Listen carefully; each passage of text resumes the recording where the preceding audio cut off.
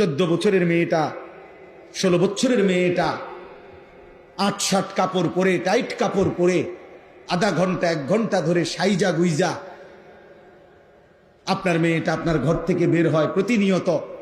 আপনি বুঝেন না এই অসভ্য মেয়ে কারে দেখাইবার জন্য 1 ঘন্টা লাগাইয়া সাজলো, আর এই অসভ্য মেয়ে রাস্তার কারে দেখাবে?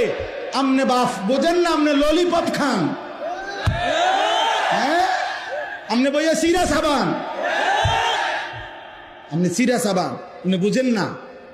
আমনের বেডি 1 ঘন্টা লাগাইয়া সাইজা, টাকা আমনের, কাপড় আমনের, মেকআপ আমনের, পাউডার আমনের, ফেয়ার এন্ড লাভলি আমনের, টাকা সব আমনের, রংসায় অটো ড্রাইভার, রংসায় সিএনজি ড্রাইভার, রংসায় রাস্তায় খাড়াইয়া মুতে এমন অসভ্য বখাটে দুশ্চরিত্র যুবক আপনার বেটিরে দেখে আর টিটকারি মারে।